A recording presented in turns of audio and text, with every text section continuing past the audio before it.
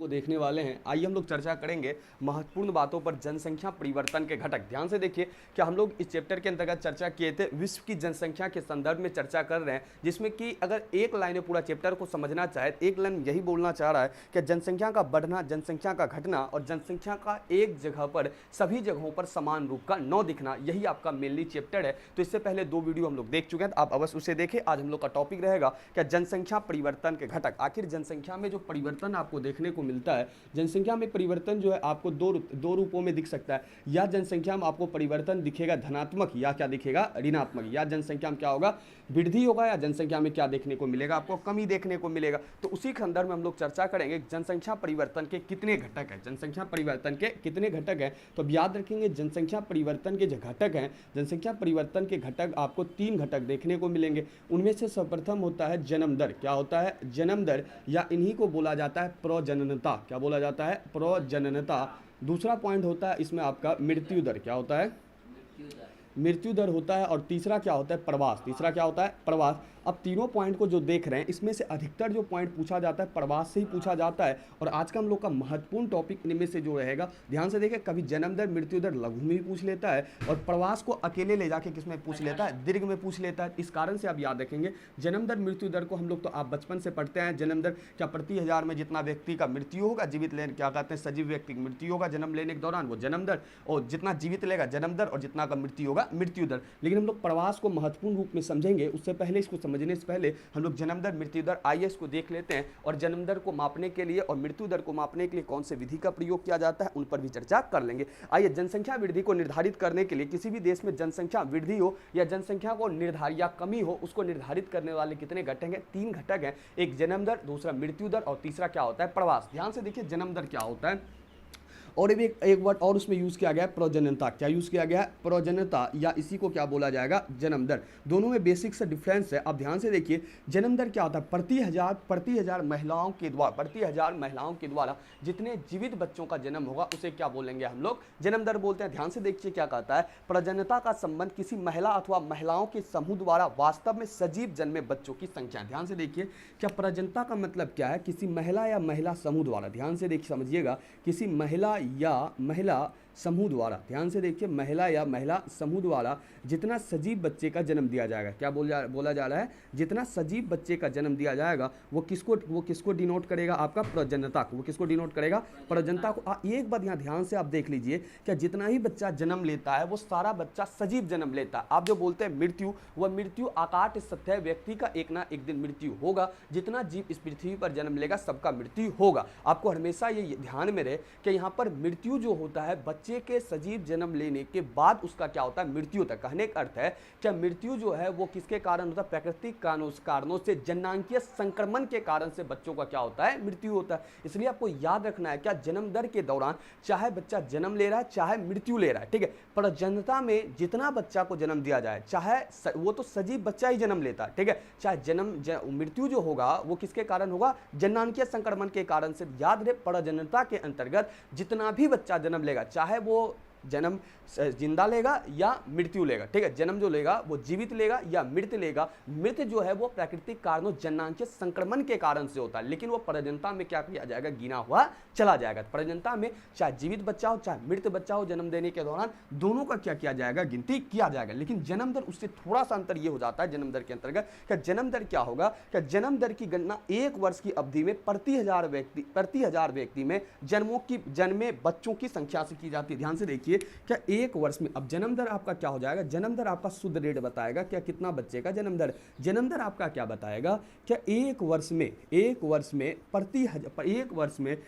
हजार बच्चों पर क्या बताएगा, 1 वर्ष में प्रति हजार बच्चे पर कितना बच्चा जीवित जन्म लिया, कितना बच्चा क्या लिया, जीवित जन्म लिया। ध्यान से देखिए यहाँ पर वर्ड किया जा रहा है सजीव। क्या किया जा रहा है, सजीव। ऐसे माना जाता है, मृत किसको घोषित किया जाता है, संयुक्त राष्ट्र संघ का मानना है और क्या कहता है WTO का मानना है कि जब बच्चे के के जन्म लेने के पश्चात उसमें जब मानवीय लक्षण क्या हो जाता है, विलुप्त हो जाता है, मानवीय लक्षण जो मानव के लक्षण होते हैं अगर वो उसमें नहीं दिखता है तो वो बच्चा क्या घोषित किया जाता है, मृत घोषित कर दिया जाता है। लेकिन बच्चा सारा क्या जन्म लेता है, सजीव, तो इसलिए वो प्रजनता में ऐड होगा। लेकिन वहीं पर क्या होगा, क्या ये जन्म दर क्या होगा, 1 वर्ष में प्रति 1000 जितना जीवित बच्चे का जन्म होगा उसे हम लोग क्या बोलेंगे, जन्म दर। क्या बोलेंगे, जन्म दर। अब सिंपल सी बात है, क्या जन्म दर को मापने के लिए बहुत से विधि हैं, लेकिन जन्म दर मापने के लिए अब हम एक विधि बता देते हैं जो कोई किताब में दिया गया है। एक विधि प्रयोग होता है, क्या आप किसी क्षेत्र के जन्म दर को माप सकते हैं। इसका विधि होगा अशोधित जन्म दर। क्या नाम है इसका विधि का, अशोधित जन्म दर। अशोधित जन्म दर को इंग्लिश में बोलते हैं CBR। क्या बोलते हैं, CBR,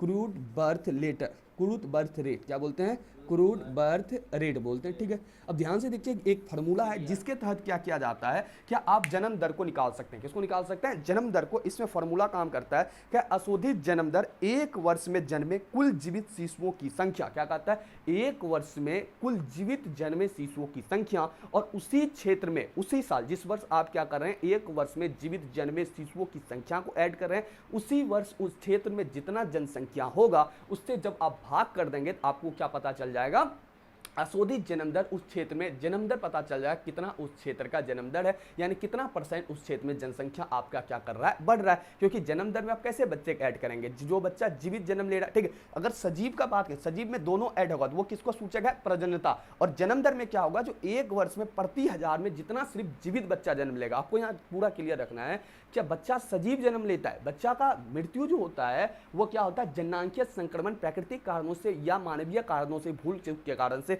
या उसमें सभी पर से सही पर उसे इलाज ना मिले तो बच्चा को वो मृत्यु होता है। लेकिन पहले कैसा जन्म लेता है, बच्चा सजीव जन्म लेता है, तो प्रजनता में क्या हो जाता है, ऐड हो जाता है। ध्यान से देखिए, इसका सूत्र निकालने क्या होता है, क्या अशोधित जन्म दर बराबर, इसका सूत्र हो जाएगा, हम शॉर्ट कर देते हैं। ठीक है, पूरा लिखना कोई जरूरी नहीं है। तो अशोधित जन्म दर बराबर यानी कि CBR। ठीक है, चलिए हम इंग्लिश वाला मुंह उधर कर देंगे तो इसको पूरा लिख देते हैं। इसका सूत्र हो जाएगा अशोधित जन्म दर बराबर, देखिए इसको निकालने क्या फॉर्मूला है, 1 वर्ष में जन्मे कुल जीवित शिशुओं की संख्या। क्या कहता है, 1 वर्ष में जन्मे कुल जीवित शिशुओं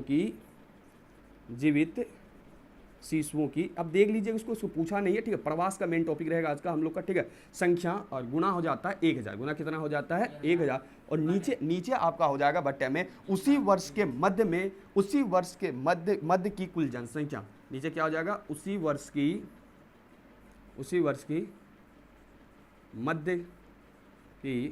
मध्य की कुल जनसंख्या।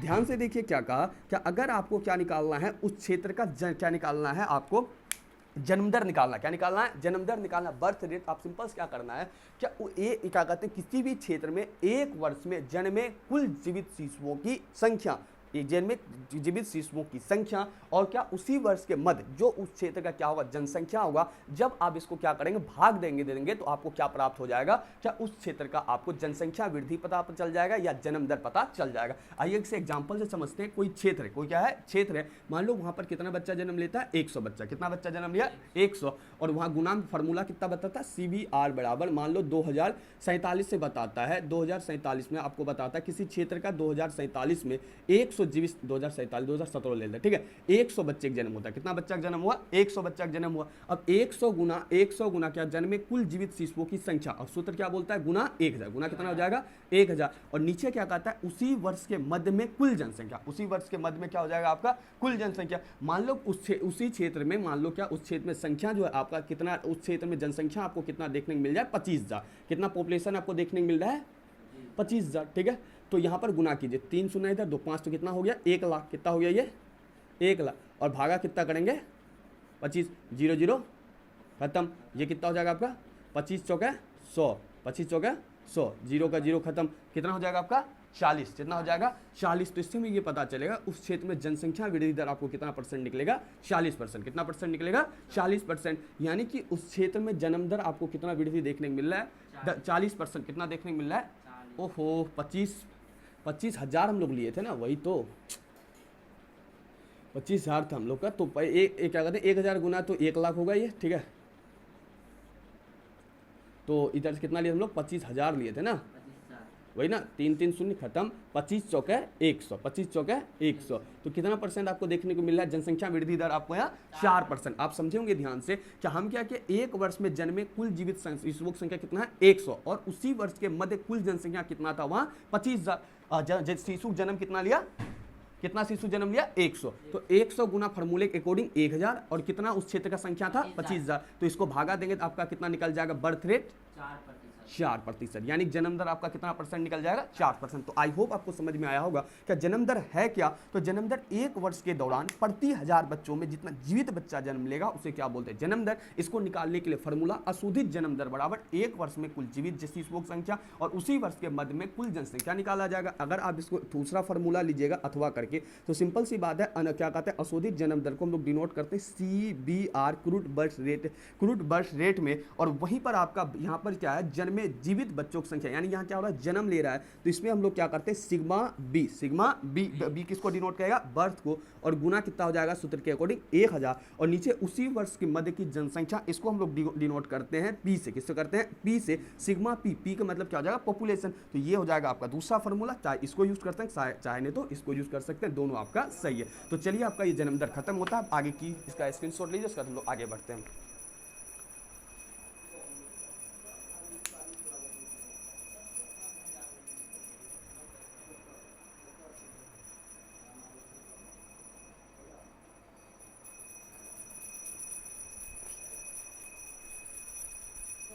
बंद कर दो उसको। तो अगला हम लोग टॉपिक लेते हैं मृत्यु दर। क्या लेंगे? मृत्यु दर। अब मृत्यु दर में थोड़ा सा अंतर होगा। मृत्यु दर में थोड़ा सा अंतर क्या होगा? मृत्यु दर जो डिनोट करेगा किसी क्षेत्र में किसी वर्ष के दौरान जितना मृत व्यक्ति होगा, ठीक है, यहाँ जन्म लेने के दौरान था, यहाँ क्या होगा? थोड़ा सा पॉइंट चेंज होगा। क्या मृत्यु दर जो होगा उस क्षेत्र में सारे मृत्यु वाले व्यक्ति को डिनोट किया जाएगा, ठीक है। दूसरा पॉइंट क्या था?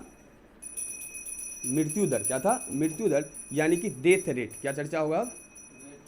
डेथ रेट, है ना, क्योंकि इसमें क्या होता है? मृत्यु। ध्यान से देखिए क्या कहता है, क्या विश्व में जो भी जीवधारी जन्म लिया सबका मृत्यु क्या है? निश्चित। विश्व में जो भी जन्मधारी जीवित ली, जो भी व्यक्ति जो भी जीवी हो, चाहे मानव हो चाहे जानवर हो, उन सभी का क्या है? मृत्यु निश्चित है। और इसी में यह आकाश सत्य है। देखो, मनुष्य जितना भी जन्म लेता है वो सजीव जन्म लेता है, लेकिन जननांगीय संक्रमण के कारण से उनका क्या हो जाता है? मृत्यु हो जाता है। उसी में संयुक्त राष्ट्र संघ और विश्व स्वास्थ्य संगठन एक डिफिनेशन भी दिया है। मानव क्या कहते हैं? जो व्यक्ति मृत घोषित किया जाता है उसके लिए डिफिनेशन है, क्या मानव के जन्म लेने के बाद जब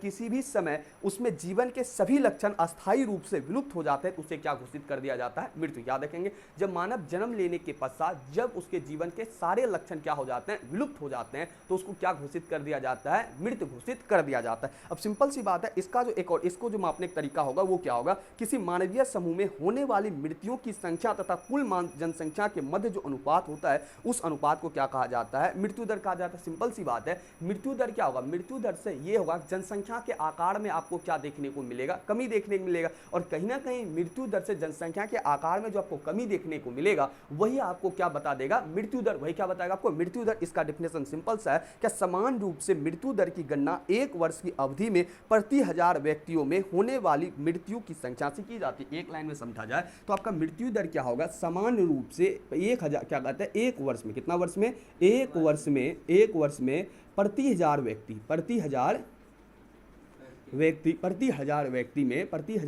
में जितना व्यक्ति क्या होगा? मृत्यु। जितना व्यक्ति का क्या होगा? मृत्यु होगा, वही आपका क्या बताएगा? डेथ रेट बताएगा। ठीक है, हम इतना बात को समझे। मृत्यु किसे कहेंगे? तो संयुक्त राष्ट्र संघ और किसके अनुसार से? WTO क्या कहते हैं? WHO, ठीक है, वर्ल्ड हेल्थ ऑर्गेनाइजेशन, सॉरी उतना तभी से गलती बोल रहे, ठीक है। तो WHO यानी क्या? वर्ल्ड हेल्थ ऑर्गेनाइजेशन के अकॉर्डिंग क्या है कि मानव के जन्म लेने के पश्चात जब उसके अंदर मानवीय सारा गुण क्या हो जाता है? लक्षण विलुप्त हो जाता है, तो वो क्या घोषित कर दिया जाता है? मृत। और मृत्यु दर किसको कहते हैं? तो एक वर्ष के दौरान प्रति 1000 व्यक्ति में जितना व्यक्ति का क्या होगा? मृत्यु होगा, वो सारा का सारा क्या होगा? मृत्यु दर के अकॉर्डिंग होगा। लेकिन हम लोग जन्म दर में थोड़ा सा डिफरेंस क्या था? जन्म दर आपका क्या ऐड हो रहा था कि जन्म लेने के दौरान जितने का क्या हो रहा था? जीवित जन्म हो रहा था, उन्हीं को ले रहे थे ना। लेकिन मृत्यु दर में उस क्षेत्र क्या हो? एक वर्ष के दौरान जितना व्यक्ति मृत्यु होगा वो सारा व्यक्ति का क्या किया जाएगा? नोट किया जाएगा। अब सिंपल सी बात है, इसको भी मापने का तरीका है। जहां पर आप अशोधित जन्म दर बोल रहे थे वहीं पर हम लोग को क्या बोल देना है? अशोधित मृत्यु दर। इसमें सिंपल सा क्या बोल देना है? अशोधित मृत्यु दर। ध्यान से देखो, कोई अंतर नहीं है। अशोधित क्या बोल देंगे? मृत्यु दर। इससे इसका भी इंग्लिश क्या हो जाएगा? क्रूड डेथ रेट, यानी इसको शॉर्ट में क्या बोल देंगे, CDR। क्या शॉर्ट में बोल देंगे, CDR। अब ध्यान से देखिए, इसका फॉर्मूला भी वही होगा क्या जो आप याद करके आए हैं, क्या एक वर्ष में जन्मे कुल जीवित शिशुओं की संख्या की जगह क्या यूज करेंगे आप, एक वर्ष में जन्मे कुल मृत व्यक्तियों की संख्या, क्या ऐड करेंगे आप, एक वर्ष में कुल मृत व्यक्तियों की संख्या और गुना कितना हो जाएगा, 1000। और उसी क्षेत्र में उसी वर्ष के मध्य में, यानी क्या उसी वर्ष के मध्य की कुल जनसंख्या, यानी उसी वर्ष के जिस वर्ष में जन्म को, जिस वर्ष को मृत्यु को ले रहे हैं, ठीक है, उसी वर्ष की मध्य में कुल जनसंख्या है कुछ नहीं। ध्यान से देखिए, क्या किसी क्षेत्र का अगर हम लेंगे एक वर्ष के दौरान किसी क्षेत्र के अंतर्गत जितना व्यक्ति का मृत्यु हो रहा है गुना क्या करेंगे 1000, और जिस क्षेत्र का हम लोग ले रहे हैं उस क्षेत्र में कुल जनसंख्या कितना है, मान लो भाई, फिर उसका वही निकाल लो, जस्ट उसका अपोजिट कर दो। क्या किसी क्षेत्र में मृत क्या कहता है 100 व्यक्ति का मृत्यु, कितना व्यक्ति मृत्यु होता है 100 व्यक्ति, और कुल जनसंख्या कितना है 25,000, मान लो कितना है 25,000, और वहां क्या करेंगे 100 गुना कितना हो जाएगा 1000, तो ऊपर आ जाएगा 1 लाख, और नीचे कितना आ जाएगा आपका 25,000, फिर आप भागा दे देंगे, फिर आपका कितना परसेंट आ जाएगा 4%। तो हम पता चलेगा उस क्षेत्र में उस वर्ष के दौरान 4% क्या देखने को मिलेगा, आपको मृत्यु दर देखने को मिलेगा। तो इसमें कुछ समझने वाली बात ही नहीं है, तो इसको सिंपल सा, इसको भी आप उसी सूत्र से ऐड कर देंगे, CDR, और यहां पर आपका क्या होगा सिग्मा यहाँ पर क्या हो जाएगा D, सिग्मा आपका क्या हो जाएगा यहाँ D हो जाएगा,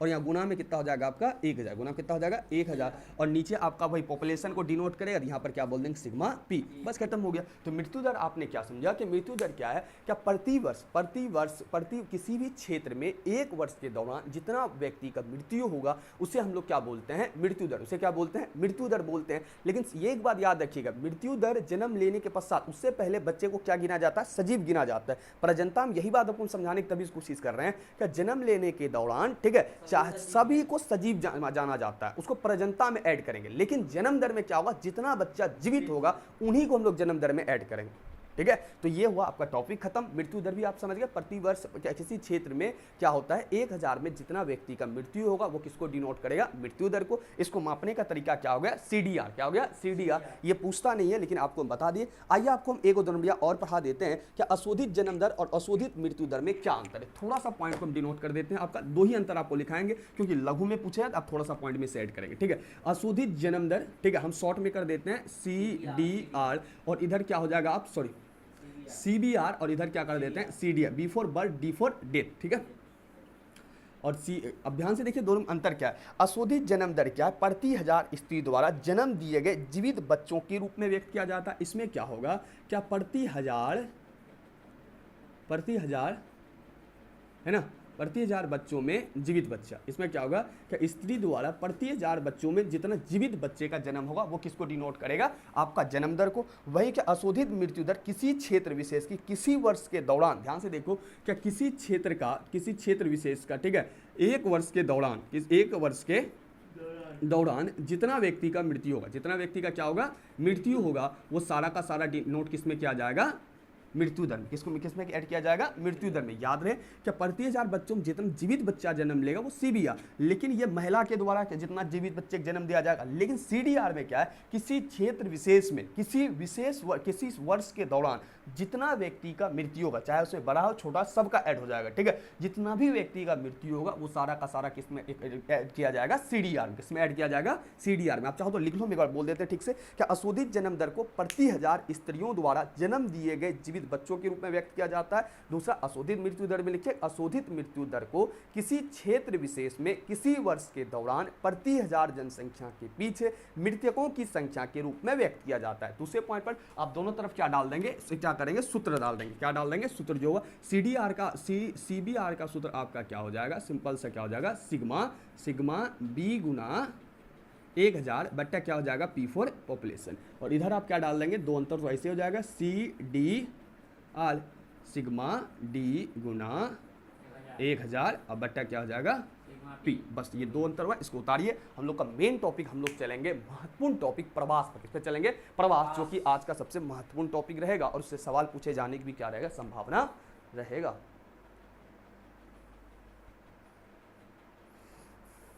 तो चलिए हम लोग आगे का टॉपिक को देखते हैं।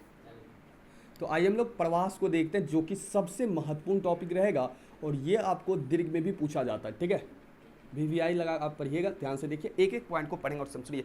किसी व्यक्ति या व्यक्तियों के समूह द्वारा अपने निवास स्थान को अस्थायी परिवर्तन को प्रवास कहा जाता है। ध्यान से देखिए, क्या अगर आप नानी के यहाँ जा रहे हैं, वहाँ से आ रहे हैं, वो आपका प्रवास नहीं होगा। आप अपने निवास स्थान से क्या करेंगे, आप अपने निवास स्थान से क्या होगा प्रवास का मतलब, क्या आप अपने कोई व्यक्ति या व्यक्तियों की समूह द्वारा अपने निवास स्थान से, अपने क्या किस स्थान से, निवास स्थान जहाँ रहता है वहाँ से अस्थायी परिवर्तन, वहाँ से क्या करेगा, वो अस्थायी परिवर्तन करेगा, तो वो आप क्या क्या कहलाएगा, प्रवास। क्या कहलाएगा, प्रवास। कहने का मतलब क्या है कि कोई व्यक्ति का घर ए जगह है और वह पूरी तरीके से ए को छोड़ करके जाके बी वाले क्षेत्र में बस जाता है, तो वो क्या कहलाएगा, प्रवास। लेकिन ये नहीं होगा ए में गया और फिर बी से क्या हुआ, ए में आ गया, तो वो आपका प्रवास नहीं कहलाएगा। कहने का मतलब व्यक्ति या व्यक्ति के समूह द्वारा किसी निवास स्थान से अस्थायी परिवर्तन को हम लोग क्या बोलेंगे, प्रवास बोलेंगे। यानी जिस क्षेत्र में रह रहे थे उस क्षेत्र को पूरी तरीके से छोड़कर हम दूसरे क्षेत्र में जब चला जाएंगे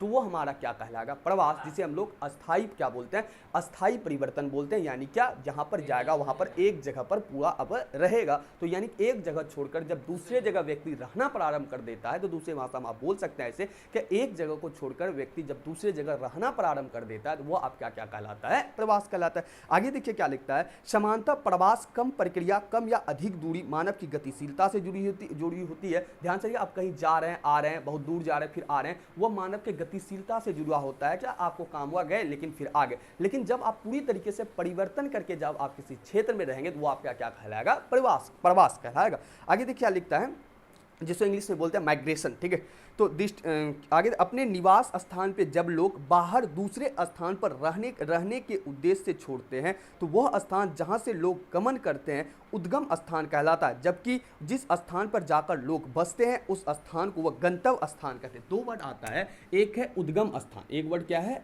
उद्गम स्थान, और दूसरा वर्ड क्या है, गंतव्य स्थान। दूसरा क्या है, गंतव्य स्थान। ध्यान से देखिए, उद्गम स्थान और गंतव्य स्थान में क्या अंतर है। उद्गम स्थान वह क्षेत्र जहां से व्यक्ति छोड़ करके जाता है, जहां से व्यक्ति क्या करता है, गमन करता है। जहां व्यक्ति, मान लो ये व्यक्ति का घर है, ए जगह घर है, यहां से व्यक्ति क्या करेगा, गमन करेगा। जहां से व्यक्ति अपने क्षेत्र को छोड़ करके दूसरे क्षेत्र में जा रहा है, दूसरे क्षेत्र में क्या कर रहा है, जा रहा है, तो जहां वो छोड़ रहा है वो क्षेत्र क्या हो जाएगा, उद्गम स्थान। और जिस स्थान पे वो जा रहा है, जिस स्थान पे क्या कर रहा है, जा रहा है, मान लो वो बी स्थान पे जा रहा है, तो बी स्थान क्या हो जाएगा, उसका गंतव्य स्थान। क्या हो जाएगा, गंतव्य स्थान। ध्यान से देखो क्या होगा, जब व्यक्ति एक स्थान को छोड़कर दूसरे स्थान को जाता है तो जिस स्थान को वो छोड़ रहा है वो स्थान उसका क्या है, उद्गम स्थान है, और जिस स्थान पे व्यक्ति जा रहा है उस स्थान को हम लोग क्या बोलते हैं, गंतव्य स्थान। यानी जहां पहुंचेगा वो गंतव्य स्थान है, जिस स्थान को छोड़ रहा है वो आपका क्या कहलाएगा, उद्गम स्थान। इसी को जब बोलते हैं एक स्थान को छोड़ करके दूसरे स्थान पर अस्थायी निवास करेगा तो वो आपका क्या हो जाता है, प्रवास हो जाता है। लेकिन आना जाना वो क्या होता है, मानव के गतिशीलता से जुड़ा हुआ है, मानव के क्रिया से जुड़ा हुआ है। ठीक है, लेकिन जब प्रवास करेगा, एक क्षेत्र को छोड़कर दूसरे जगह रहना स्टार्ट करेगा तो वो क्या हो जाएगा, प्रवास। और जिस क्षेत्र को छोड़ेगा उद्गम स्थान, और जिस क्षेत्र में रहेगा उसे क्या बोलते हैं, गंतव्य स्थान। कौन सा स्थान बोलते हैं, गंतव्य स्थान। आगे क्या लिखता है, प्रवास करने वाले लोगों को उद्गम स्थान जनसंख्या आकार में कमी को प्रदर्शित करता है, जबकि गंतव्य स्थान जनसंख्या आकार में बढ़ोतरी करे। अब सिंपल सा, आपको थोड़ा सा अगर दिमाग है तो आप समझ सकते हो, उद्गम स्थान जहां से वो क्या कर रहा है, जा रहा है, वहां पर जनसंख्या में क्या होगा, वो कमी करेगा। जनसंख्या में क्या करेगा, कमी करेगा। अब सिंपल सी बात, जहां पर व्यक्ति जाके बसेगा, अब बसेगा कहाँ, गंतव्य स्थान पर रहेगा, तो जनसंख्या में वहां वो क्या करेगा, वृद्धि करेगा। एक लाइन में बोल देंगे तो कहीं ना कहीं जनसंख्या को ये प्रभावित कर रहा है या नहीं कर रहा है, बिल्कुल कर रहा है। जिस क्षेत्र से व्यक्ति छोड़ करके जा रहा है वहां पर जनसंख्या माइनस हो रहा है, जिस क्षेत्र में जाके व्यक्ति रह रहा है वहां पर जनसंख्या में क्या हो रहा है, वृद्धि हो रहा है। यानी वहां पर जनसंख्या आपका क्या कर रहा है, प्लस कर रहा है। आगे देखिए क्या लिखता है, एक लाइन को समझिए, दूसरे शब्दों में कहा जा सकता है जनसंख्या जिन स्थानों में बहिर्प्रवास होता है, यानी जहां से व्यक्ति दूसरे स्थान पर जाता है उन क्षेत्रों की जनसंख्या की वृद्धि दर ऋणात्मक होती है। सेम बात बताया आपको कि जहां से व्यक्ति उद्गम स्थान, जहां से व्यक्ति जनसंख्या छोड़ रहा है वो आपका क्या हो जाएगा, ऋणात्मक। क्या हो जाएगा, ऋणात्मक। और जहां पर जनसंख्या जाके बसेगा, जहां पर व्यक्ति या व्यक्ति समूह जाके बसेगा वो आपका क्या हो जाएगा, धनात्मक। एक एक लाइन में समझिए सब बात, वो आपका क्या हो जाएगा, धनात्मक। आगे देखिए क्या कहलाता है, इन क्षेत्रों की जनसंख्या दर धनात्मक पर प्रदर्शित आकर्षित करेगा, इसी को बोला जाता है बहिर्प्रवास। बहिर्प्रवास का मतलब जिस क्षेत्र को छोड़कर आप जा रहे हैं, और अंतरप्रवास ये होगा जहां पर आप जाके क्या कर रहे हैं, बस रहे हैं। अंतरप्रवास क्या हो जाएगा, जहां पर आप जाके बस रहे हैं। प्रवास अस्थाई अथवा अस्थाई दोनों प्रकार का हो सकता है। अस्थाई प्रवास मौसमीय प्रवाह के रूप में हो सकता है। प्रवास गांव या गांव से गांव, गांव से नगर, नगर से ग्राम तथा नगर से नगर की ओर। सिंपल सी बात है, आप दूसरे जगह बसना चाह रहे हैं, गांव से गांव जा सकते हैं या नगर से नगर जा सकते हैं या गांव से नगर जा सकते हैं। तो प्रवास आप कहीं भी रहने के लिए जा सकते हैं, उसमें कोई भी रोक सेक आपका नहीं होता। अब दो वर्ड और आता है, और आप्रवास तथा उत्प्रवास। क्या बात आता है, एक आप्रवास और दूसरा क्या आता है, उत्प्रवास। ध्यान से देखिए है क्या दोनों, एक क्या है आप्रवास और एक वर्ड क्या है आपका तथा उत्प्रवास। एक है आप्रवास, ठीक है, दूसरा क्या है उत्प्रवास, ठीक है। आइए एक बार ऊपर वाला डिवीजन के उसके बाद आगे पढ़ते हैं। यहाँ पर हम लोगों ने देखा कि जब कोई व्यक्ति या व्यक्ति का समूह निवास स्थान से छोड़ करके, एक निवास स्थान से छोड़ करके दूसरे जगह पर क्या करता है, अस्थायी परिवर्तन या दूसरे जगह पर रहना स्टार्ट करता है, उसे प्रवास कहते हैं। अब प्रवास में मानव का क्या होगा, अगर कहीं से जाकर आ रहा है, कहीं पर आ जा रहा है, लंबे समय दूरी पर गया फिर आ गया, तो वो मानव के गतिशीलता से जुड़ा हुआ है। लेकिन वहीं पर व्यक्ति क्या करेगा, जब एक स्थान को छोड़कर दूसरे स्थान में जाकर स्थायी रूप से बस जाता है, वो क्या है, प्रवास है। जिस स्थान को वो छोड़ता है उसे उद्गम केंद्र बोलते हैं, और जिस स्थान में वो जाके रहता है, जहां पहुंचता है, जहां पर रहना प्रारंभ करता है, वो क्या हो जाता है, आपका गंतव्य स्थान हो जाता है। इसके आगे हम लोगों ने जाना क्या कहीं ना कहीं मानव जब क्या करता है, जो मानव कहीं क्षेत्र को छोड़ता है, चाहे वो गांव से गांव की ओर जा सकता है, गांव से नगर में जाके रह सकता है, या नगर से गांव की ओर आ सकता है, तो वो मानव के अपने कार्यानुसार पे डिपेंड करेगा। दूसरे पॉइंट पर क्या देखा, क्या जिस क्षेत्र को वो छोड़ करके जा रहा है, यानी उद्गम स्थान जहां से जा रहा है, वहां पर जनसंख्या में कमी, यानी आपको ऋणात्मक देखने को मिलेगा। जिस क्षेत्र में जाके वो बसेगा, यानी गंतव्य स्थान में जनसंख्या में वो वृद्धि करेगा, यानी वहां पर आपको धनात्मक देखने को मिलेगा। बस इतना ही बात को देखा। अब हम लोग आगे की चर्चा करेंगे, यही सब बातों आपको लिखना भी पड़ेगा। आगे हम लोग चर्चा करेंगे आप्रवास तथा क्या चर्चा करेंगे, उत्प्रवास। ध्यान से देखिए, आप्रवास तथा उत्प्रवास क्या। एक देश के अंदर किसी स्थान पर किसी दूसरे स्थान से जनसंख्या के आने को आप्रवास एवं अंतर देशांतरण कहा जाता है, तथा जो व्यक्ति अपने निवास स्थान को छोड़कर नए स्थान पर जाकर बस जाता है, उसे अप्रवासी कहा जाता है। दो बार आता है, ध्यान से देखिए क्या बोला कि एक देश के अंदर किसी स्थान पर किसी दूसरे स्थान से जनसंख्या का आने को, एक किसी स्थान पर किसी दूसरे स्थान से जनसंख्या के आने को अंतर देशांतरण कहा जाता है, तथा जो व्यक्ति अपने निवास स्थान को छोड़कर नए स्थान पर जाकर बस जाता है, उसे अप्रवासी कहा जाता है। अंतर देशांतरण या अप्रवास या अंतर देशांतरण किसको कहा जाता है, ध्यान से देखिए। अप्रवास या इसी एक वर्ड और यूज किया जाता है, अंतर देशांतरण। क्या अंतर देशांतरण क्या कहता है, अंतर देशांतरण है ना, इसी का नाम है, ठीक है, अंतर देशांतरण है ना। अंतर देशांतरण क्या है कि जब कोई व्यक्ति एक स्थान को छोड़कर, ठीक है, किसी दूसरे स्थान पर जाके बस जाता है, तो उसे हम लोग क्या बोलते हैं, अंतर स्थानांतरण। क्या बोलते हैं, एक किसी देश के अंदर, याद रखिए अंतर देशांतरण। अंतर देशांतरण मतलब होगा किसी देश के अंदर, अंतर मतलब देश के अंतर, देश के अंदर किसी स्थान पर किसी दूसरे स्थान से जनसंख्या के आने को। ध्यान से देखो, क्या मान लो कि ये आपका कोई स्थान है, देश के अंदर ही होगा, देश के क्या होगा, अंदर, इसलिए कहा जाता है अंतर देशांतरण। यानी कि मान लो ये भारत है और भारत के क्षेत्र मालूम है, ये वाला क्षेत्र से क्या किया, किसी क्षेत्र से, ये वाले क्षेत्र से जनसंख्या छोड़ करके ये वाले क्षेत्र में आके क्या गया, बस गया, तो इसे हम लोग क्या बोलते हैं, आप्रवास, या इसे ही क्या बोलते हैं, अंतर देशांतरण। और जिस जगह वो आके बसेगा, जिस जगह क्या होगा, वो आकर बसेगा, क्या जो व्यक्ति अपने निवास स्थान को छोड़कर नए स्थान पर बसेगा, उसे हम लोग क्या बोलेंगे, अप्रवासी। मान लो ये उसका क्या था, पुराना क्षेत्र यानी ओल्ड था, और ये न्यू पे आके बस गया, ये क्या न्यू पे आके बस गया। अंतर देशांतरण अप्रवास के अंतर्गत क्या, जहां पर वो देश के अंदर ही क्या करेगा, प्रवास करेगा, यानी जहां छोड़ेगा और जहां पर आके बसेगा वो देश के अंदर ही क्या करेगा, और एक दूसरे स्थान से दूसरे स्थान पे जाएगा। और यहां पर याद रखने वाली बात यह है कि अंतर देशांतरण अप्रवास का अर्थ क्या होगा, एक स्थान, जिस स्थान पर व्यक्ति जाता है और जिस स्थान को वो छोड़ करके जाता है, जिस स्थान को क्या करेगा, वो छोड़ करके जाएगा, और जिस स्थान पे वो नया वाले स्थान पे बसेगा, और वहां के लिए वो क्या हो जाएगा, वो आपका अप्रवासी, वहां के लिए वो व्यक्ति क्या कहलाएगा, अप्रवासी, ठीक है, क्या कहलाएगा? अप्रवासी। तो हम लोगों ने क्या देखा, दो बात को समझा, अंतर देशांतरण या अप्रवास के अंतर्गत कि जब कोई व्यक्ति देश के अंदर एक स्थान को छोड़ करके दूसरे स्थान पर जाके बसता है वो क्या कहलाता है? अंतर देशांतरण या क्या कहलाता है? अप्रवास कहलाता है। ठीक उसी प्रकार से जहां पर व्यक्ति जाके बसेगा वो आपका क्या कहलाएगा? अप्रवासी। वहां के लिए व्यक्ति क्या कहलाएगा? अप्रवासी। अंतर देशांतरण या अप्रवास के अंतर्गत वो कहां रहेगा? देश के अंदर ही प्रवास करेगा और जिस स्थान पे जाके बसेगा वो वहां के लिए क्या कहलाएगा? आपका अप्रवासी। क्या कहलाएगा? अप्रवासी। अगला पॉइंट देखिए क्या लिखता है, ठीक है। अगला लिखता है कि जब कोई व्यक्ति समूह अपने निवास स्थान को दूसरे स्थान के बसने के उद्देश्य से छोड़ता है। क्या कहता है कि जब कोई व्यक्ति अपने निवास स्थान को दूसरे स्थान पर उद्देश्य से छोड़ता है तो इस प्रक्रिया को उत्प्रवास कहते हैं। ध्यान से देखिए, 2 पॉइंट लिखता है इधर, देश के किसी स्थान दूसरे स्थान के जनसंख्या के आने को अप्रवास या अंतर देशांतरण कहा जाता है कि जो व्यक्ति अपने निवास स्थान को छोड़ नए स्थान पर, ध्यान से देखिए, जनसंख्या के आने को अप्रवास या अंतर देशांतरण कहते हैं। 2 पॉइंट में यहाँ पर उत्प्रवास या क्या कहते हैं आपका अप्रवास में थोड़ा सा अंतर है। अब ध्यान से देखिए, कहीं किसी क्षेत्र से जो जनसंख्या जाके इस क्षेत्र में बस रहा था, अब 2 प्रकार से छोड़ा जाता है। अब कोई जनसंख्या कोई काम से जा रहा है या कोई किसी कारणवश से कोई जा रहा है। अब दूसरे पॉइंट पर कुछ व्यक्ति होता है जो क्या करता है? बसने के उद्देश्य से छोड़ता है। किसके उद्देश्य से छोड़ता है? बसने। मान लो क्या अब अंतर देशांतरण के अंतर्गत चाहे जनसंख्या वृद्धि हो जाए, इस क्षेत्र में अकाल पड़ जाए या किसी अन्य कारण से व्यक्ति छोड़ रहा है, लेकिन उत्प्रवास में क्या होगा? क्या जब जनसंख्या आपका क्या होगा? बसने के उद्देश्य से छोड़ेगा। किस उद्देश्य से छोड़ेगा? बसने के उद्देश्य से छोड़ेगा। जब एक क्षेत्र से व्यक्ति दूसरे क्षेत्र, यहां पर क्या हो रहा था? जब जनसंख्या, यहां पर क्या जा रहा था? जनसंख्या क्या जा रहा था?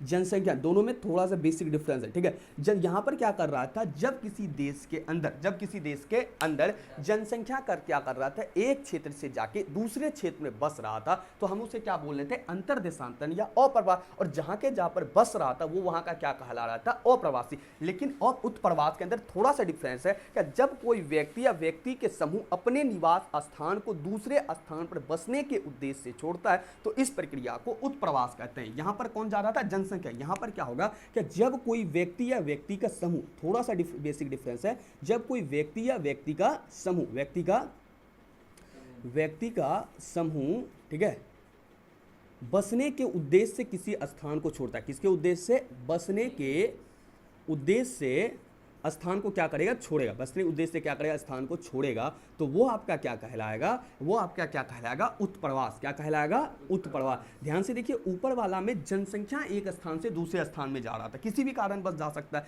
लेकिन उत्प्रवास में क्या होगा? जब व्यक्ति समूह बसने के स्थान से किसी स्थान को छोड़ेगा तब वो क्या कहलाएगा? उत्प्रवास। क्या कहलाएगा? उत्प्रवास। जिस निवास स्थान पर तथा अपने निवास स्थान को छोड़ने वाले व्यक्ति को उत्प्रवासी कहा जाता है। अब ध्यान से देखिए, जो निवास स्थान को छोड़ेगा, जो निवास स्थान को अपना छोड़ेगा, मान लो जहां पर व्यक्ति रह रहा है, जो निवास स्थान को छोड़ने पर वहां क्या था कि जहां पर व्यक्ति जाके बस रहा था वहां के लिए वो क्या कहला रहा था? अप्रवासी। और निवास स्थान को छोड़ने वाला व्यक्ति क्या कहलाएगा? निवास स्थान को छोड़ने वाला व्यक्ति क्या कहलाएगा? आपका उत्प्रवासी। निवास स्थान को छोड़ने वाले व्यक्ति क्या कहलाएगा? उत्प्रवासी। ध्यान से देखिए, 2 पॉइंट आपको याद रखना है, बेसिक सा डिफरेंस है, आपको फंस सकते हैं यहाँ। अप्रवास के अंतर्गत किसी देश के अंतर्गत जब किसी क्षेत्र का जनसंख्या एक स्थान को छोड़कर दूसरे स्थान पर जाता है तो उसे हम लोग अंतर देशांतरण या अप्रवास कहते हैं। और जिस क्षेत्र में जाके बसेगा उसे क्या बोलेंगे? अप्रवासी। अब यहाँ पर जनसंख्या किसी भी काम से छोड़ सकता है या अकाल पड़ने कारण या भूखमरी कारण किसी भी कारण से छोड़ करके जा सकता है, लेकिन उत्प्रवास के अंदर क्या होगा? जब यहाँ पर इन सभी कारणों जाएगा, यहाँ पर जनसंख्या यानी क्या बड़ा आकार जाएगा, ठीक है, व्यक्ति क्या जाएगा? बहुत सा समूह में व्यक्ति जाएगा, तो यहाँ पर आपका पूरा का पूरा संख्या जाएगा। लेकिन उत्प्रवासन क्या है? क्या उत्प्रवासन के अंतर्गत जब व्यक्ति अपने क्षेत्र को सिर्फ बसने के उद्देश्य से छोड़े, किसके उद्देश्य से छोड़े? बसने के उद्देश्य से छोड़े, तो वो आपका क्या कहलाएगा? उत्प्रवास। और जिस निवास स्थान को छोड़ेगा वो व्यक्ति, वो वहां क्या कहलाएगा? उत्प्रवासी। वो क्या कहलाएगा? आपका उत्प्रवासी। जिस स्थान क्या छोड़ने वाले व्यक्ति को क्या बोलते हैं? उत्प्रवासी। मान लो यहाँ पर ए स्थान था, यहाँ पर व्यक्ति छोड़ करके क्या किया? सी स्थान पर बसने के लिए चला गया, तो यहाँ तो ऐसे व्यक्ति को क्या बोलेंगे? जब बसने के उद्देश्य से छोड़ेगा तो ये जगह वाले व्यक्ति को क्या बोलेंगे? उत्प्रवासी। लेकिन वही मान लो जनसंख्या छोड़ करके जा रहा है, जनसंख्या अगर छोड़ के जा रहा है तो किसी देश के अंदर ही जा रहा है तो उसे हम लोग क्या बोल देंगे? अंतर देशांतरण या अप्रवास। दोनों में आप बेसिक डिफरेंस याद रखिएगा। आगे देखिए क्या लिखता है, आगे 2 वर्ड और आता है, प्रवास के प्रतिकर्ष तथा आकर्षक कारक। आप ध्यान से देखिए, प्रवास के प्रतिकर्ष और आकर्षक कारक, यानी कि प्रवास के क्या प्रतिकर्ष कारक हैं और क्या है? आकर्षक कारक। क्या है? प्रतिकर्ष का मतलब हो जाएगा आपका गलत कारक, और कारक का मतलब क्या होगा, कारक का मतलब कारण। प्रवास के प्रतिकर्ष तथा आकर्षक कारक, क्या पढ़ेंगे, प्रवास के प्रतिकर्ष तथा आकर्षक कारक। ध्यान से देखिए है क्या इस पॉइंट को, ठीक है।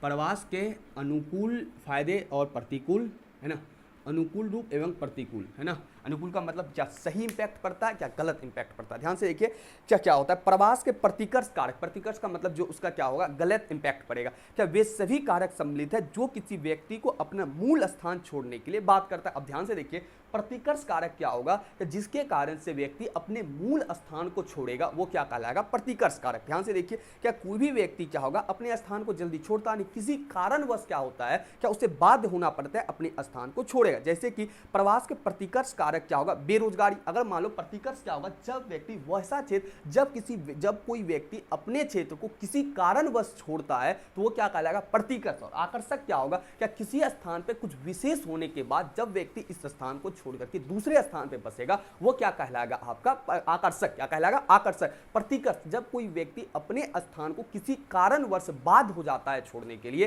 तो वो आपका क्या कहलाता है, प्रतिकर्ष कारक। प्रतिकर्ष कारक के अंतर्गत क्या हो जाएगा, मान लो बेरोजगारी, रहन सहन की निम्नता यानी लाइफ स्टाइल क्या हो, नीचा हो, या राजनीतिक उपद्रव हो, या प्रतिकूल जलवायु हो, या प्राकृतिक आपदाएं हो, या महामारी हो, या सामाजिक आर्थिक पिछड़ापन हो, तो व्यक्ति क्या कर सकता है, एक स्थान को छोड़ करके दूसरे स्थान में जाके बसेगा। जब व्यक्ति किसी कारणवश में आप नोट करना चाहते हैं, अब नोट करेंगे क्या कारण क्या है, बेरोजगारी हो जाएगा, रहन सहन की दशाएं निम्न होगा, या राजनीतिक उपद्रव होगा, या आपका प्रतिकूल जलवायु होगा, या खेती बाड़ी ठीक से नहीं होगा, या प्राकृतिक आपदा हो जाएगी। यानी व्यक्ति जब किसी कारणवश क्या करेगा, अपने क्षेत्र को छोड़ करके दूसरे क्षेत्र में जाके बसेगा वो क्या कहलाएगा, प्रतिकर्ष कारक। क्या कहलाएगा, प्रतिकर्ष कारक। आकर्षक कारक क्या होगा, जस्ट इसका अपोजिट। क्या वे कारक सम्मिलित हैं जो किसी व्यक्ति को उद्गम स्थान की तुलना में गंतव्य स्थान पर बसने के लिए अधिक आकर्षित करता है। यानी आप जिस स्थान पे रह रहे हैं लेकिन आप जहां पर जाना चाह रहे हैं गंतव्य स्थान पर, वहां यहां से ज्यादा अगर वहां आपको क्या मिल रहा है, सुविधाएं मिल रहा है, तो आप क्या करेंगे, इस स्थान को छोड़कर दूसरे स्थान पर चले जाएंगे।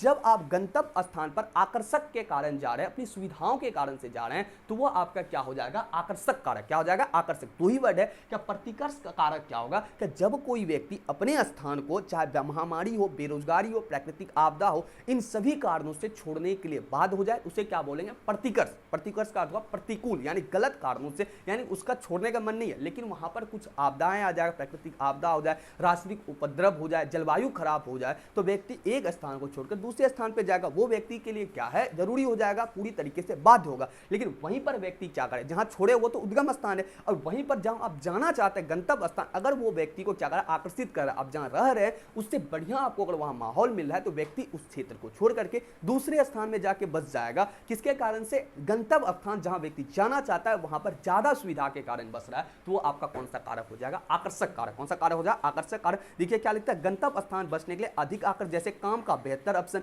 रहन सहन का जीवन अच्छा हो, शांति और अस्थायित्व, जीवन और संपत्ति सुरक्षा हो, अनुकूल जलवायु हो, तो व्यक्ति को वो क्या कहलाएगा, आकर्षक कारक। तो एक लाइन में समेटे दोनों को। प्रतिकर्ष कारण जिन कारणों से व्यक्ति एक स्थान को छोड़कर दूसरे स्थान में बस जाता है वो प्रतिकर्ष कारक है। आकर्षक कारण के जब अपने स्थान को व्यक्ति छोड़ करके दूसरे स्थान जहां पर व्यक्ति जाना चाहता है, गंतव्य स्थान, वहां की फैसिलिटी को देख के व्यक्तिगत आकर्षित करके उस क्षेत्र में जा रहा है, वो आपका क्या कहलाएगा, आकर्षक कारक। कौन सा कारक कहलाएगा, आकर्षक। आई होप आपको समझ में आया होगा। आप ध्यान से देखिए एक बार, प्रवास के अंतर्गत सारा पॉइंट को आपको लिखना है, ये दोनों आपका टॉपिक हो जाएगा। आप लिख के श्रेणी भी करेंगे क्या, प्रवास का व्याख्या करें या प्रवास से आप क्या समझते हैं, ठीक है। दीर्घ में लिखेंगे, चैनल का जो नाम है वही नाम आपको टेलीग्राम पर सर्च कीजिए, वहां पर मेरा चैनल है, आप ज्वाइन करके वहां पर लिख के अवश्य भेजेंगे, ठीक है। तो ध्यान से देखिए, हम 2-3 पॉइंट दिए। प्रवास का अर्थ होता है जब कोई व्यक्ति या व्यक्ति का समूह किसी निवास स्थान को छोड़ करके यानी अस्थायी जब परिवर्तन करता है वो आपका प्रवास कहलाता है। दूसरे शब्द में जब कोई व्यक्ति एक स्थान को छोड़ करके दूसरे स्थान में जाके अस्थायी रूप से बस जाता है वो आपका क्या कहलाता है, प्रवास कहलाता है।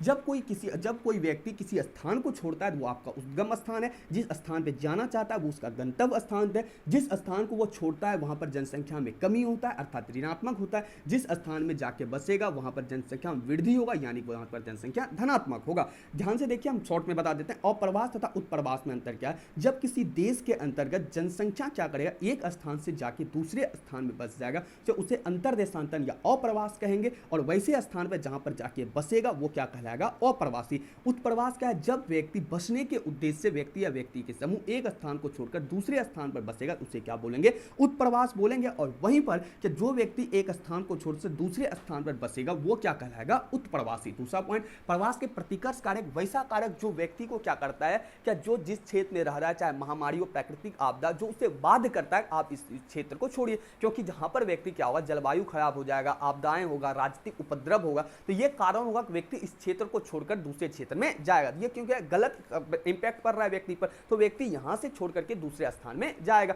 तो ये उसका कौन सा कारक हो जाएगा? प्रतिकर्ष कारक। अब किसी स्थान पे क्या कर रहा है, आप जहां रह रहे हैं उससे स्थान पर जहां आप जाना चाहते हैं, गंतव्य स्थान पर बढ़िया सुविधा है, तो आप क्या कर रहे हैं? आकर्षित हो रहे हैं उसके। क्या हो रहे हैं? आकर्षित हो रहे हैं। क्या जिस स्थान पे आप जाना चाहते हैं वहां का क्या हो, चारों तरफ जलवायु बढ़िया हो, राजनीतिक उपद्रव ना हो, शांति हो, सुरक्षा की बात हो, तो आप उस स्थान पे जब जा रहे हैं गंतव्य स्थान की सुविधा को देख करके, तो वो आकर्षक है। अब जब आप जहां रह रहे हैं, जब आप वहां की स्थिति, खराब स्थिति को देखकर जा रहे हैं दूसरे स्थान पे, वो आपका क्या हो जाएगा? प्रतिकर्ष कारक। तो आई होप आपको समझ में आ गया। आप इसका स्क्रीनशॉट लीजिए, तब आगे हम लोग पढ़ते हैं।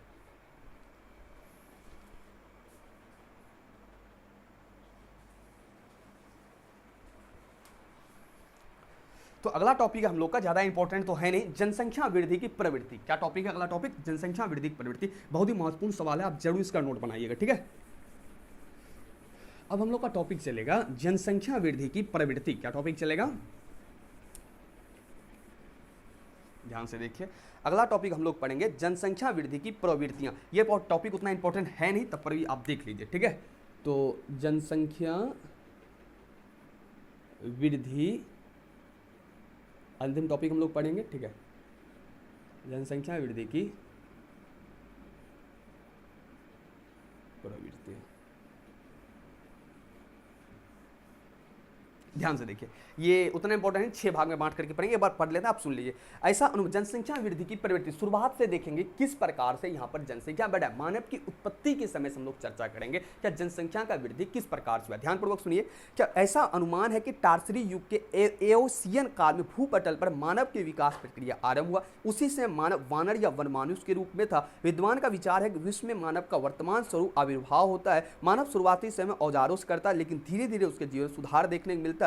उस समय तक जब मानव शिकार करना सीख गया, उस समय पृथ्वी पर मानव की जनसंख्या लगभग 10 लाख से कम थी। ध्यान से देखिए, आपको उतना याद नहीं करना, शॉर्ट में आपको तो हम आपको बताते हैं, किताबी भाषा भी याद नहीं करना, ऐसे याद कीजिए। जब लिखेंगे आप, जब मानव का आविर्भाव हुआ, शुरुआती समय में मानव को ऐसा माना जाता है जो मानव का वर्तमान स्थिति वैसा स्थिति देखने को नहीं मिलता था। शुरुआती दिनों में मानव, आपको पता है क्या, वनमानुष के रूप में जीवन बिताते थे, बंदर के रूप में जीवन बिताते थे। लिखेंगे क्या शुरुआती दिनों में मानव बंदर या वनमानुष के रूप में जीवन बिताते थे। मानव धीरे धीरे अपना विकास किया और धीरे धीरे मानव क्या क्या औजार का प्रयोग किया, और धीरे धीरे मानव क्या करता है, औजारों से और पत्थरों से औजार बनाना प्रारंभ किया और भोजन को जमा करना प्रारंभ किया। जब मानव ने औजार बनाना प्रारंभ किया, उस समय मानव की जनसंख्या ऐसा माना जाता है 10 लाख से क्या था, कम था। फेज 1 क्या हुआ, क्या आप ध्यान से किताब में जैसे बहुत बड़ा लिखा था, पहला फेज में आप क्या लिखेंगे, क्या शुरुआती समय में मानव आज जितना विकास है उतना विकास रूप में हमें दिखता नहीं है। आज जितना जनसंख्या वृद्धि दर देखने को मिलता, तो शुरुआती समय इतना नहीं था। शुरुआती समय में मानव जंगल में रहा करता था, मानव वनमानुष प्रकार का होता था, और शुरुआती समय धीरे धीरे मानव ने विकास करके क्या किया,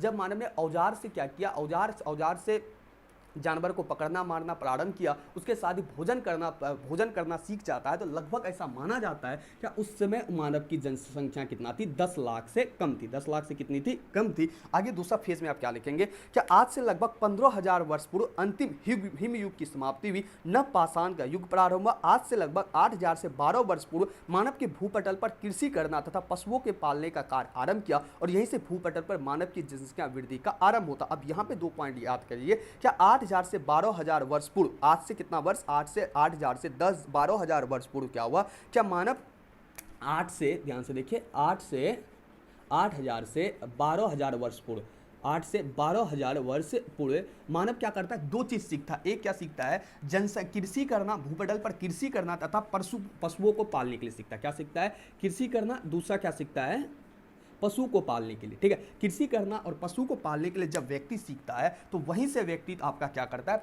पशुपालन करना जब क्या करता है व्यक्ति, दो चीज, पशुपालन करना और कृषि करना, मार्क कर लो बस, पशुपालन करना कृषि करना, ये दोनों चीज जब सीखता है तो वहीं से क्या होगा, भूपटल पे जनसंख्या आपको क्या देखने को मिलता है, वृद्धि, जनसंख्या में क्या देखने को मिलता है, वृद्धि। अब देखिए दो पॉइंट हम फेज में यहाँ पर करेंगे, दो टॉपिक में अंतर कीजिएगा आप लोग। क्या आप शुरुआती समय में जानते हैं क्या मानव उतना विकास नहीं था, मानव ने अपना धीरे धीरे विकास के क्रम को आगे बढ़ाता है और मानव शुरुआती से जंगलों में रहा करता था। सर्वप्रथम उन्होंने पत्थरों का प्रयोग किया, जिस समय मानव पत्थरों का प्रयोग करके भोजन जमा करना सीखा, भोजनों क्या कहते हैं, जानवरों को मारना सीखा, तो वो आपका उस समय जनसंख्या 10 लाख से कम हुआ करते। दूसरा पैराग्राफ लिखेंगे, क्या मानव का आज जो हमें विकास देखने को मिलता है, आज से पहले उतना विकास नहीं था। ऐसा माना जाता है कि 8 से 12,000 वर्ष पहले मानव ने सबसे पहले कृषि करना सीखा, कृषि करने के साथ साथ पशुपालन को सीखा, तब से मानव की जनसंख्या में वृद्धि को देखा जाना प्रारंभ हुआ। जनसंख्या में क्या देखा जाना प्रारंभ हुआ, वृद्धि को। और इस प्रकार से जनसंख्या वृद्धि के इतिहास को भूपटल पर, मतलब धरती पर, आपके भूपटल पर जनसंख्या वृद्धि को किसके तरह पर, भूपटल पर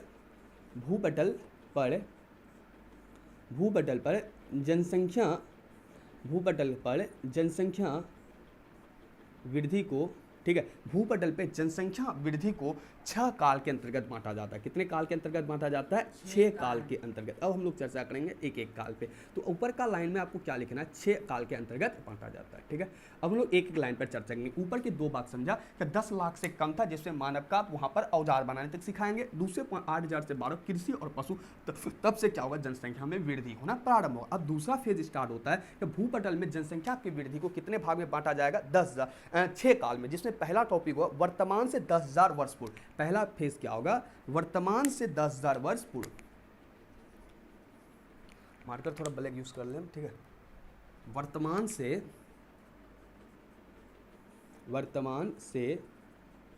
10,000 वर्ष पूर्व, ठीक है।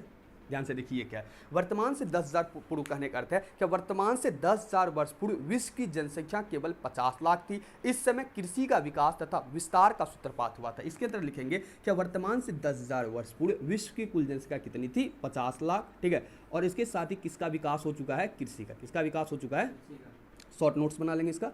दूसरा पॉइंट क्या है, क्या ईसा के जन्म के समय, अब ईसा के जन्म के समय अगर बात करेंगे तो ईसा के जन्म के समय आप जानते हैं ईसा के जन्म के समय क्या होता है, वहीं से आपका समय का प्रारंभ होता है। आपको हिस्ट्री में बताए थे, उतना इंपॉर्टेंट नहीं है, आप सुनिए।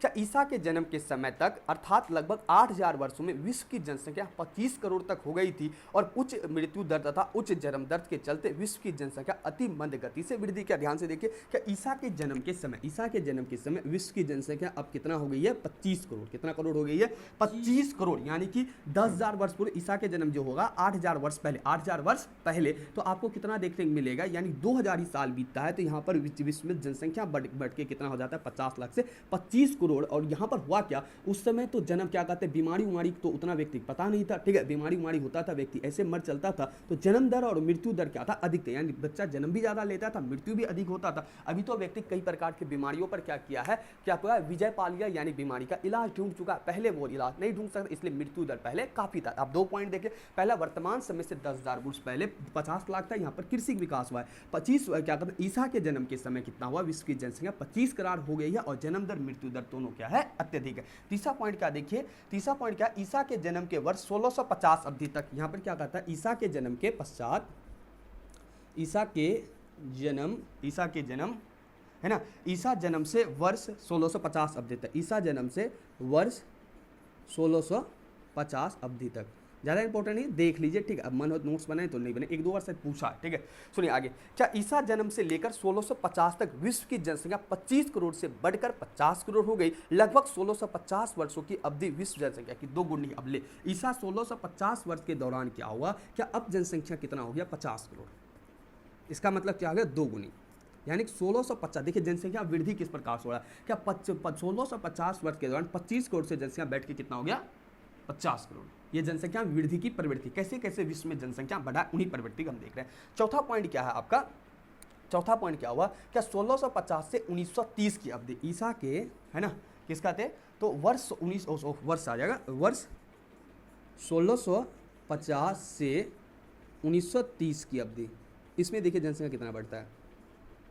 इस अवधि के दौरान जनसंख्या कितना बढ़ा, सुनिए, क्या अवधि यूरोपीय खोज अब 1930 में, इसमें आप जानते हैं 1600 ईस्ट इंडिया कंपनी भारत में आया था, ये तो आपको पता ही है। क्या अवधि यूरोपीय खोज हुआ, उपनिवेशवाद हुआ, विश्व में विकास देखने को मिला, जिसमें 1750 में अप्रवास यूरोप में औद्योगिक सूत्रपात हुआ। 1750 की जनसंख्या 17 विश्व में 70 करोड़ हो गई। 1850 में जनसंख्या बढ़ के 100 करोड़। 1930 में तेजी से बढ़कर 200 करोड़ की वस्तुतः औद्योगिक क्रांति, विश्व में जनसंख्या विस्फोटक स्थिति। ध्यान से देखिए आपको यहाँ पर क्या 1650 से 1950 तक जनसंख्या कितना करोड़ पहुंच गई है, विश्व की जनसंख्या 200 करोड़। कितना पहुंच गई है, 200 करोड़। ध्यान से देखिए 50 करोड़ से 1650 से 1930 ज़्यादा तो नहीं है, 1650 साल या 1700 हुआ और 200 इधर, 17 दो 1930 और कितना हुआ 280 साल। 280 साल में जनसंख्या आपको 1.5 गुना वृद्धि देखने को मिलता है। 50 से कितना हो गया, 200 करोड़। हुआ क्या, आपको अगर हिस्ट्री आप पढ़ें तो वहाँ पर क्या हुआ, विश्व में नई नई खोज हुआ, औद्योगिक क्रांति होता है, जिसके कारण से व्यक्ति का विकास होता है और कहीं ना कहीं बीमारियों पर भी धीरे धीरे विजय पाना प्रारंभ हुआ। और वहाँ पर जनसंख्या में क्या देखने को मिलता है, और भी वृद्धि देखने को मिलता है, क्योंकि नए नए तरीके के खोज होना प्रारंभ हुआ था। देश को उपनिवेशवाद बना। उपनिवेशवाद का मतलब क्या होता है, बड़ा देश छोटे देश पर क्या करने लगा, कंट्रोल करना प्रारंभ कर दिया। औद्योगिक क्रांति के अंतर्गत व्यक्ति का ज्यादा काम करने के लिए उद्योगों में मांगने लगा, खेती करना प्रारंभ हो गया, जिसके कारण से 1650 से 1930 की अवधि में आप देखेंगे जनसंख्या बढ़ता नहीं है, 1-2 करके जनसंख्या नहीं बढ़ा। यहां पर 50 करोड़ से सीधे जनसंख्या कहां पहुंच जाती है, 200 करोड़ पे पहुंच जाती है, यानी 150 करोड़ को बढ़ जाती है। इसी को हम लोग क्या बोलते हैं, जनसंख्या विस्फोट। क्या बोलते हैं, जनसंख्या विस्फोट। यानी कि 50 करोड़ से 1650 से 1930 280 वर्ष के बीच 50 से कितना हो गया, ये आपका 200 करोड़ पहुंच गया। आगे देखिए क्या लिखता है, 1930 से 1975 तक की अवधि। अब ध्यान से देखिए 1930 से 1975 तक की अवधि, ठीक है। 1930 से 1975 तक की अब एक टाइम पीरियड में दिखाया गया है कि किस प्रकार से जनसंख्या विश्व में आपको इस प्रकार से वृद्धि दर दिखता है। ध्यान से देखिए क्या इसके अंतर्गत क्या हुआ, 1930 के बाद विश्व में महामारी देखने को मिलता, टीकाकरण, चिकित्सा सुविधा में सुधार, स्वच्छता से पूरे विश्व में मृत्यु तीव्रता घटाने के कारण 1930 से 1975 तक 45 वर्षों के दौरान 200 करोड़ से बढ़ के जनसंख्या 400 करोड़ हो गई। लीजिए 200 करोड़ से बढ़ा के कितना हो गया, 400 करोड़। मिठाई बांटने की बात है। हुआ क्या कि जैसे जैसे मानव विकास करते गया उन्होंने बीमारियों पर क्या किया, विजय पाना प्रारंभ हुआ। जब बीमारी पर विजय पाएगा तो इसका मतलब क्या होगा कि जन्म ज्यादा लेगा तो वहां पर मृत्यु दर आपको क्या देखने को मिलेगा, कम देखने को मिलेगा। जब मृत्यु दर कम देखने को मिलेगा, जनसंख्या वृद्धि दर और क्या हो जाएगा, आपका अधिक हो जाएगा। अभी तक जनसंख्या पर नियंत्रण को लेकर कोई उपाय नहीं किया गया। अब ध्यान से देखिए क्या 1930 से 1975 कितना साल हुआ, मात्र 45 साल के अंतर्गत जनसंख्या 200 से 400 पहुंच गया। 200 से कितना पहुंच गया, 400। 1975 तक। अब छठा फेज जो होगा, जो कि वर्तमान तक लेगा आपका, ऐसे किताब आपका 17 तक दिया है, नई किताब में 2023 तक दिया है, लेकिन 17 तक की आंकड़ा आपको पूछेगा, ठीक है। आप 17 तक देखिए 1975 से 2017 तक की अवधि, कितना तक की अवधि, न्यू बुक में आपको 2023 तक मिलेगा, ठीक है। 2023 तक क्या पढ़ना, ऐसे पढ़ लिया क्या 1975 से 2017 की अवधि में 350 करोड़ की वृद्धि हुई और जनसंख्या, विश्व की जनसंख्या 751 करोड़, ठीक है। अभी हम लोग कितना साल पूर्णा बात किया है, 17 यानी 8 साल पूर्णा देख रहे हैं जनसंख्या, तो अभी कहीं ना कहीं 900 करोड़ के आसपास जनसंख्या पहुंच गया होगा, ठीक है। अब ध्यान से देखिए एक बार विकास को दिखा देते हैं, इतना इंपॉर्टेंट है नहीं। क्या जनसंख्या के विकास से पहले जब मानव क्या करना, लोहा वहा से खेती, सॉरी, और पत्थर से खेती करना सीखा तो उससे मानव की जनसंख्या 10 लाख से कम थी। 8 से 12 हजार वर्ष पूर्व कृषि और पशु का विकास हुआ, मानव की जनसंख्या भूपटल पे वृद्धि देखने को मिलता है। भूपटल पे वृद्धि को 6 काल के अंतर्गत बांटते हैं। पहले 10,000 वर्ष पूर्व जनसंख्या 50 लाख थे। ईसा के जन्म के समय जनसंख्या 25 करोड़ थी। ईसा के जन्म से 1650 अवधि तक जनसंख्या 50 करोड़ बढ़ जाती है, दोगुनी हो जाती है। 1650 से 1930 के अवधि के बीच 200 करोड़ हो जाती है। 1930 से 1975 के बीच 400 करोड़ हो जाती है। 1975 से 2017 के बीच 751। अगर आपको याद नहीं भी रहे तो आप लिखेंगे मानवीय विकास में इत्यादि कारणों जनसंख्या दर पर पीढ़ी दर पीढ़ी, समय दर क्या होता चला गया, बढ़ते चला गया। आई होप आपको समझ में आ गया। इतना इंपॉर्टेंट आपका प्रवास वाला इंपॉर्टेंट था और जन्म दर मृत्यु दर इंपॉर्टेंट था। आई होप आपको समझ में आ गया। अगले चैप्टर में जननांग के संक्रमण पर चर्चा करेंगे। आई होप आपको समझ में आएगा। समझ में आया वीडियो को जरूर लाइक करें और चैनल को सब्सक्राइब कर नए वीडियो को देखने के लिए मिलते हैं नेक्स्ट वीडियो में। तब तक